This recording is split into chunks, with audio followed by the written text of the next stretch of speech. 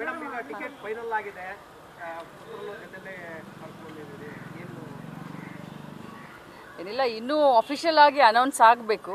ಆದರೆ ಇವತ್ತು ಸಾಯಂಕಾಲ ಮೀಟಿಂಗ್ ಕರೆದಿದ್ದಾರೆ. ನಾವೆಲ್ಲ ಕ್ಷೇತ್ರದಲ್ಲಿ ಕೆಲಸ ಮಾಡ್ತಾ ಇದ್ವಿ, ಮೀಟಿಂಗ್ ಕರೆದ್ರು, ಅದಕ್ಕೆ ಬಂದು ಒಂದು ಆಶೀರ್ವಾದ ತಗೊಳ್ಳೋಣ ಮಗನ ಕರ್ಕೊಂಡು ಬಂದು ಅಂತ ಒಂದು ಧನ್ಯವಾದ ಹೇಳಲಿಕ್ಕೆ ಬಂದಿದ್ದೀನಿ. ಕ್ಷೇತ್ರದಲ್ಲಿ ಹೇಗಿದೆ? ಕ್ಷೇತ್ರದಲ್ಲಿ ವಾತಾವರಣ ತುಂಬ ಚೆನ್ನಾಗಿದೆ.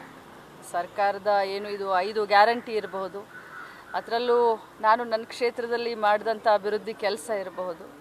ಸೊ ಕ್ಷೇತ್ರದಲ್ಲಿ ಮಾತ್ರ ಕಾಂಗ್ರೆಸ್ ಪಕ್ಷಕ್ಕೆ 2 ಕ್ಷೇತ್ರ, ಚಿಕ್ಕೋಡಿ ಆಗಿರ್ಬೋದು, ಬೆಳಗಾವಿ ಆಗಿರ್ಬೋದು. ಸೊ ಒಳ್ಳೆ ವಾತಾವರಣ, ಗೆಲ್ಲೋಕ್ಕೆ ಕಾಂಗ್ರೆಸ್ ಅಭ್ಯರ್ಥಿಗಳು ಗೆಲ್ಲೋಕ್ಕೆ ಒಳ್ಳೆ ವಾತಾವರಣ. ಬಿಜೆಪಿಯಿಂದ ಜಗದೀಶ್ ಶೆಟ್ಟರ್ ಅವರು ಬರ್ತಾರೆ, ಕ್ಯಾಂಡಿಡೇಟ್ ಆಗ್ತಾರೆ? ಇಲ್ಲ, ನನಗೆ ಅದ್ರ ಬಗ್ಗೆ ಇನ್ನೂ ಏನು ಗೊತ್ತಿಲ್ಲ. ಮಾಧ್ಯಮದಲ್ಲಿ ಏನು ತೋರಿಸ್ತಾ ಇದ್ದೀರಾ, ನಾವು ಕೂಡ ಅದನ್ನೇ ನೋಡ್ತಾ ಇದ್ದೀವಿ.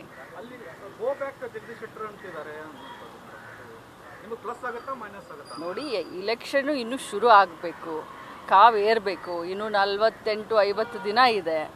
ಸೊ ನೋಡೋಣ, ಮುಂದೆ ಬರ್ತಾ ಬರ್ತಾ ಏನಾಗುತ್ತೆ ನೋಡೋಣ. ಬಿಜೆಪಿ ಮಾಡ್ತಿರುವಂಥ ಗೋ ಬ್ಯಾಕ್ ಚಳವಳಿ ಕಾಂಗ್ರೆಸ್ಗೆ ಪ್ಲಸ್ ಆಗ್ಬೋದಾ? 4 ಕೌಂಟಿಗಳಿಂದ ಕೂಡ ನೋಡೋಣ. ಎಲ್ಲ ರೀತಿಯಿಂದ ಕಾಂಗ್ರೆಸ್ ಪಕ್ಷ ಇಲೆಕ್ಷನ್ಗೆ ಸಜ್ಜಾಗಿದೆ, ಕೇಡರ್ ರೆಡಿ ಆಗಿದೆ, ಜನರಲ್ಲಿ ಒಂದು ಉತ್ಸಾಹ ಇದೆ, ಜನ ಸಂತೃಪ್ತಿಯಿಂದ ಇದ್ದಾರೆ. ಸೊ ಮುಂದೆ ದಿನಗಳಲ್ಲಿ ನೋಡೋಣ ಏನಾಗುತ್ತೆ ಅಂತ. ನಿಮ್ಮೆಲ್ಲರ ಸಹಕಾರ ಇರಲಿ. ಖಂಡಿತ ಇಲ್ಲ. ಫ್ಯಾಮಿಲಿ ಪಾಲಿಟಿಕ್ಸ್ ಅಂತಂದರೆ ನೋಡಿ, ಒಂದೇ ನಿಮಿಷ, ಇದು ಲಕ್ಷ್ಮೀ ಹೆಬ್ಬಾಳ್ಕರ್ ಡಿಸಿಷನ್ ಅಲ್ಲ, ಅಥವಾ ಸತೀಶ್ ಜಾರಕಿಹೊಳಿ ಅವರ ಡಿಸಿಷನ್ ಅಲ್ಲ. ಜಿಲ್ಲೆಯ ಎಲ್ಲ ಮುಖಂಡರು, ಯಾಕಂದರೆ ಇದು ನಮ್ಮ ಕ್ಷೇತ್ರಕ್ಕೆ ಸೀಮಿತ ಆದಂಥ ಇಲೆಕ್ಷನ್ ಅಲ್ಲ. 8 ಅಸೆಂಬ್ಲಿ ಕ್ಷೇತ್ರ ಬರ್ತಾರೆ, ಸುಮಾರು 20 ಲಕ್ಷ ಜನ ಮತದಾರರಿದ್ದಾರೆ, ಸುಮಾರು 2100 ಬೂತ್ಗಳಿದ್ದಾವೆ. ಸೊ ಇಂಥ ಸಂದರ್ಭದಲ್ಲಿ ಎಲ್ಲ ಜಿಲ್ಲೆಯ ಹಿರಿಯರು, ಕಿರಿಯರು, ಮುಖಂಡರು, ಕಾರ್ಯಕರ್ತರು ಯಾರನ್ನ ಹೆಸರನ್ನ ರೆಕಮೆಂಡ್ ಮಾಡಿದ್ರು ಎಲ್ಲ ಚರ್ಚೆ ಆಗಿ ಫೈನಲ್ ಆಗಿರೋದು.